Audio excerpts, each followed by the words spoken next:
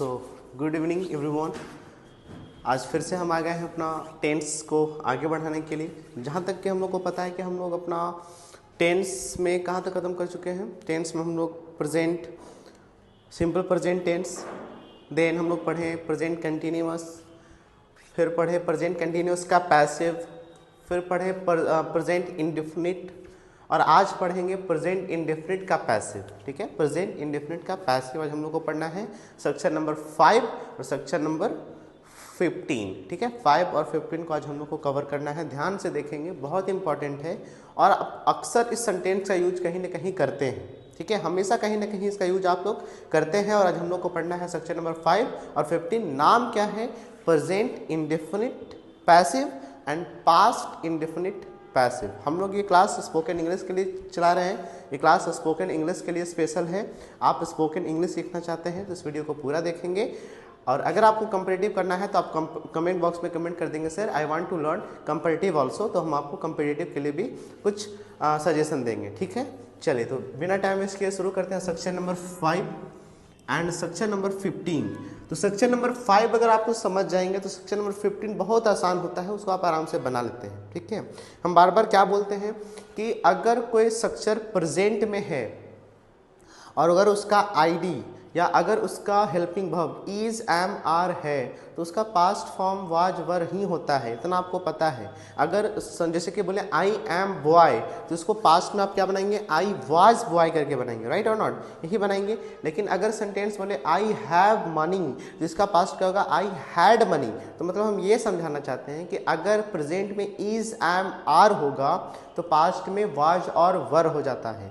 तो अगर इस सेक्शन नंबर 5 प्रेजेंट है तो अगर ये सेंटेंस हम स्ट्रक्चर हम लिख दिए तो सेक्शन नंबर 5 आप खुद से भी बना सकते हैं। ठीक है, तो चलिए लिखते हैं। इसका नाम क्या है? Present indefinite passive. Present indefinite का हम लोग अभी पैसिव समझेंगे। और सेक्शन नंबर 4 में हम लोग पढ़े थे प्रेजेंट इंडेफिनिट। अगर वो वीडियो आप नहीं देखे हैं तो पहले इस वीडियो को जा करके देखिए, क्योंकि वही सबसे ज़्यादा इंपॉर्टेंट है। सुबह से लेकर शाम तक क्या क्या आप लोग करते हैं, जो आपका हैबिट होता है, जो आपका डेली रूटीन होता है, आप पूरा डेली रूटीन उस स्ट्रक्चर से सीख सकते हैं। Present indefinite tense, past indefinite tense, section number 4 and section number 14 present indefinite tense, past indefinite tense. अगर ये दोनों वीडियो आप नहीं देखे हैं तो सबसे पहले आपको ये वीडियो देखना होगा। इस वीडियो के बाद उस वीडियो को भी आप देखेंगे, तब क्लियरली अच्छे से सब कुछ समझ में आपको आ जाएगा। ठीक है, सेक्शन नंबर 5 पढ़ेंगे। किसका पैसिव है? तो प्रेजेंट इंडेफिनिट का ही ये पैसिव है। ठीक है, इससे पहले पढ़े थे प्रेजेंट इंडेफिनिट और ये उसका क्या है? पैसिव सेंटेंस है। ठीक है, चलिए तो अब लिखते हैं इसका स्ट्रक्चर। तो स्ट्रक्चर में सबसे पहले पॉजिटिव लिखते हैं। तो सबसे पहले क्या होगा? सब्जेक्ट। प्रेजेंट है इज एम आर। पहले वाला वीडियो में हम बहुत बार बता चुके हैं कि जहाँ पैसिव रहता है वहाँ भी3 फॉर्म लगता है, मतलब यहाँ पे क्या लगेगा? V3। और जहाँ कंटिन्यूअस आपको दिखे वहाँ पे आपको लगाना होता है V4। और जहाँ पैसिव हो वहाँ पे V3, वहाँ V3। ठीक है, clear? Plus object, plus object. अगर देखा जाए तो इसमें कुछ भी आपको याद करने का चीज़ नहीं है। सब्जेक्ट और ऑब्जेक्ट आपको हर स्ट्रक्चर में मिल जाएगा, तो सब्जेक्ट और ऑब्जेक्ट याद करने वाला चीज़ नहीं है। इज एम आर हम लोग क्यों लगाए हैं? क्योंकि इज एम आर इसलिए लगाए क्योंकि ये प्रेजेंट सेंटेंस है। अगर पास्ट होता तो वाज वर लग जाता है ना, तो इस तरीके से इसको समझेंगे। अच्छा, V3 क्यों लगाए हैं? क्योंकि इसमें क्या है? पैसिव है। पैसिव रहेगा तो V3 लगाते हैं हम, राइट? आप समझते हैं कि सर इसका नेगेटिव बनाइए, तो नेगेटिव कैसे बनाएंगे? Subject plus is am are plus not plus V3 plus object. इसका नेगेटिव बन गया। नेगेटिव कहने का मतलब है नॉट, नेगेटिव कहने का मतलब है नहीं, तो नहीं के लिए हम लोग नॉट लगा देंगे। देन एवरीथिंग इज सेम, सब कुछ सेम है। Subject subject, is am are is am are, V3 यहाँ भी, V3 यहाँ भी, ऑब्जेक्ट यहाँ भी, ऑब्जेक्ट यहाँ भी। लेकिन क्या चेंज हुआ? तो बस नॉट लग गया। ठीक है, तो आइए इंट्रोगेटिव समझते हैं। तो इंट्रोगेटिव में इज एम आर पहले आ जाता है तो क्या बनेगा? Is am are plus subject plus V3 plus object, और इसमें लगाएंगे क्वेश्चन मार्क, क्योंकि हम इंटरोगेटिव सेंटेंस आप लोग को पढ़ाए हैं और इंटरोगेटिव सेंटेंस कहने का मतलब होता है क्वेश्चन पूछना।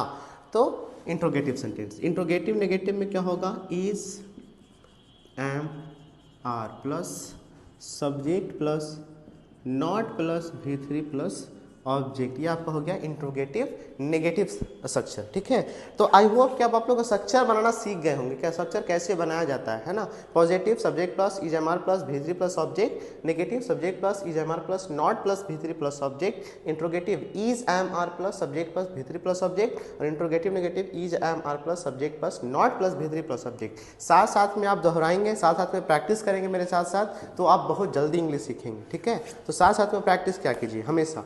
तो ये लिखने के बाद अब आते हैं कि इसका आईडी क्या होगा। विदाउट आईडी आप समझ नहीं सकते हैं, तो आप याद कीजिए कि प्रेजेंट इंडेफिनिट में जो सेक्शन नंबर 4 है, जो पीछे वाला वीडियो है, उसमें हम लोग क्या समझे थे, तो उसका आईडी था ता है, ती है, ते है, तो उसी का ये पैसिव है। तो पैसिव बनाने के लिए बस आगे जोड़ा जाता है या, जाता है, ये, जाते हैं, इस तरीके का आईडी रहता है इसका। मतलब जिस सेंटेंस के लास्ट में या जाता है, ई जाती है, ये जाते हैं, आ जाए, वो कैसा सेंटेंस है, प्रेजेंट इंडेफिनिट का पैसिव सेंटेंस है। प्रेजेंट इंडेफिनिट का पैसिव कैसे, अब समझते हैं। जैसे केक काटा जाता है, लास्ट में क्या आया, या जाता है।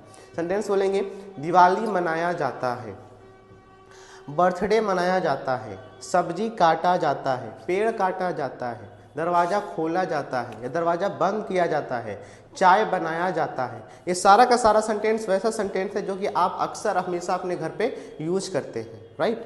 इंग्लिश बोला जाता है, इंग्लिश पढ़ाया जाता है, इंग्लिश सिखाया जाता है, इंग्लिश लिखा जाता है, इंग्लिश मिटाया जाता है। ये सारा का सारा सेंटेंस कहीं ना कहीं आप दिन भर में बहुत बार यूज करते हैं। तो चलिए बनाना सीखते हैं कि इसको बनाते कैसे हैं। तो सबसे पहले अगर हम सेंटेंस लिखें एग्जाम्पल में, तो बोलेंगे क्या, अंग्रेजी,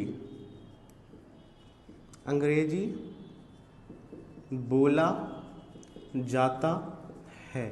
सबसे पहले आपको एक और काम क्या करना होगा कि आपको वर्ब फॉर्म याद करना होगा। वर्ब फॉर्म कहने का मतलब है वर्ब का रूप, फर्स्ट, जिसका कितना रूप होता है, 5, first, second, third, fourth, fifth. जैसे कि गो का V2 वेंट, वेंट, V3 क्या होगा, गोन, फिर V4 क्या होगा, गोइंग, और V5 क्या होगा, गोज, गो, वेंट, गोन, गोइंग, गोज। उसी तरीके से ड्रिंक का क्या होता है, ड्रिंक का मतलब पीना, तो drink, drank, drunk, drinking, drinks, है ना। ये आपका पूरा का पूरा वर्ब फॉर्म्स है।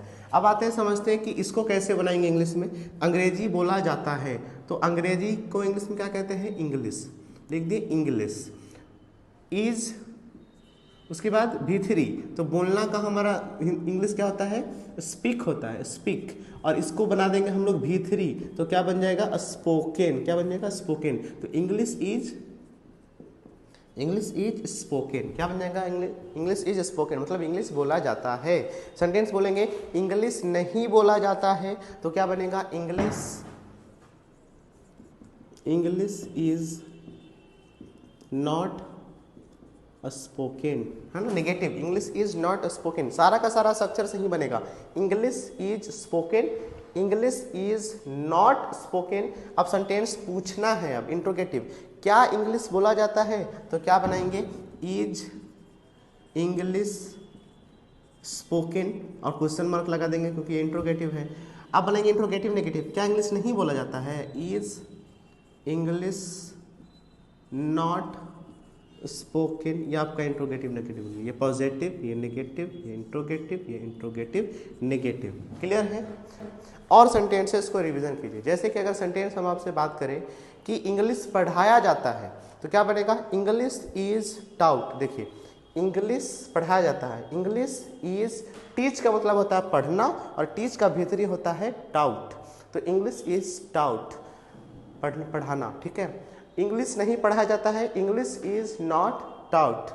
क्या इंग्लिश पढ़ाया जाता है, इज इंग्लिश टाउट, और क्या इंग्लिश नहीं पढ़ाया जाता है, इज इंग्लिश नॉट टॉट, है ना। टीच मतलब पढ़ाना होता है ना, सॉरी पढ़ना नहीं होता, ठीक है। अब सेंटेंस बोलेंगे कि पत्र लिखा जाता है, तो बोलेंगे लेटर इज रिटेन। पत्र नहीं लिखा जाता है, लेटर इज नॉट रिटेन।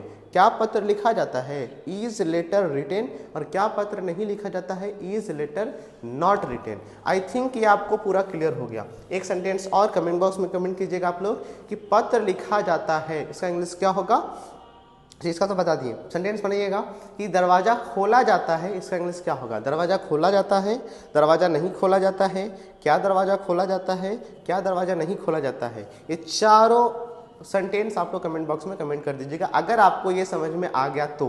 अब जैसे आप लोग प्रेजेंट इंडेफिनिट का पैसिव समझें, वैसे ही अब आपको क्या समझना है, पास्ट इंडेफिनिट का पैसिव समझना है। पास्ट अब क्या समझना, ये हो गया, इसको आप उतार लीजिएगा, कॉपी में उतार ले दो। आप क्या समझते हैं, पास्ट इंडेफिनिट, यही कर देते हैं चेंज हम लोग। आप सीखते हैं पास्ट, और सेक्शन नंबर अब क्या हो जाएगा 15, पास्ट इंडेफिनिट का पैसिव। क्या बोले थे कि अगर सेंटेंस हम लोग को पढ़ना है प्रेजेंट, तो आप लोग को क्या करना होगा, इज, एम, आर, और अगर करना होगा पास्ट तो आप क्या करेंगे, वाज और वर। तो कुछ भी नहीं करना है, जहाँ जहाँ इज, एम, आर है वहाँ क्या कर देना है, वाज और वर कर देना है। तो यहाँ पे इज, एम, आर है, पास्ट बनाने के लिए क्या करना होगा, वाज और वर करना होगा।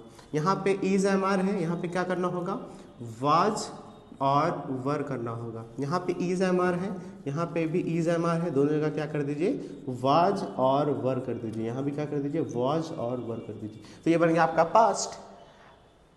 प्रेजेंट में इज, एम, आर और पास्ट में was, were, subject plus is, am, are plus भी3 प्लस ऑब्जेक्ट, मतलब कि वो प्रेजेंट का स्ट्रक्चर। अब subject plus was, were plus भी3 प्लस ऑब्जेक्ट मतलब कि पास्ट का स्ट्रक्चर। तो प्रेजेंट और पास्ट बहुत आसान है, बस एक जगह इज, एम, आर है, एक जगह वाज, वर है। इसको आसान से भाषा में समझने के लिए बस इतना जानिए कि अगर मैं डॉक्टर हूं तो आई एम डॉक्टर आप लोग बोलते हैं, लेकिन मैं डॉक्टर था तो आई वाज डॉक्टर बोलते हैं। डॉक्टर भी वही है, आई भी वही है, लेकिन चेंज क्या हुआ, एम और वाज में, है ना, मतलब हेल्पिंग वर्ब चेंज हुआ और आपका प्रेजेंट और पास्ट चेंज हो गया कि नहीं हो गया। अब इसको समझिए, तो आईडी भी चेंज होगा, वो प्रेजेंट का आईडी लिखा हुआ है, पास्ट का आईडी कर दीजिए, तो क्या हो जाएगा, या जाता था, ये जाते थे, ये जाता था, ये जाते थे। प्रेजेंट में हम लोग सेंटेंस बोले थे कि अंग्रेजी बोला जाता है, इंग्लिश इज स्पोकन। अब पास्ट में क्या बोलेंगे, अंग्रेजी बोला जाता था, दरवाज़ा खोला जाता था, वीडियो बनाया जाता था, वीडियो यूट्यूब पे अपलोड किया जाता था, पत्र लिखा जाता था। अब इसको आप आराम से बना सकते हैं क्योंकि आप प्रेजेंट बनाए हैं और प्रेजेंट को समझे हैं। तो वहाँ पे इज, एम, आर था, यहाँ पे वाजवर करना है। तो अंग्रेजी बोला जाता है तो बोलते हैं इंग्लिश इज स्पोकन। आप अगर पास्ट का एग्जाम्पल देखें, ये प्रेजेंट का एग्जाम्पल है, ये प्रेजेंट का एग्जाम्पल है। अब सीखते हैं पास्ट का एग्जाम्पल। तो बोलेंगे अंग्रेजी बोला जाता था, तो क्या बनेगा, इंग्लिश, यहाँ पे प्रेजेंट में इज तो यहाँ पे वाज, इंग्लिश वाज स्पोकन। अंग्रेजी नहीं बोला जाता था, इंग्लिश वाज नॉट स्पोकन। क्या इंग्लिश बोला जाता था, was English spoken, question mark. और क्या इंग्लिश नहीं बोला जाता था, वाज इंग्लिश नॉट स्पोकन। ये हो गया इंट्रोगेटिव नेगेटिव। क्लियर है कि नहीं क्लियर है। तो मतलब positive negative interrogative interrogative negative किससे बनाएंगे आप, इस स्ट्रक्चर से आप बना लेंगे। ठीक है, एक सेंटेंस बनाइए कि जब फिर साथ में दोहराइए। ठीक है, पत्र लिखा जाता था, पहले बनाएंगे पत्र लिखा जाता है तो लेटर इज रिटेन, अगर है बोले तो लेटर इज रिटेन, और लिखा जाता था तो लेटर वाज रिटेन, है ना, लेटर वाज रिटेन। पत्र नहीं लिखा जाता था, लेटर वाज नॉट रिटेन। क्या पत्र लिखा जाता था, वाज लेटर रिटेन, और क्या पत्र नहीं लिखा जाता था, was letter not written. I think आपको दोनों समझ में आ गया, प्रेजेंट भी और पास्ट भी।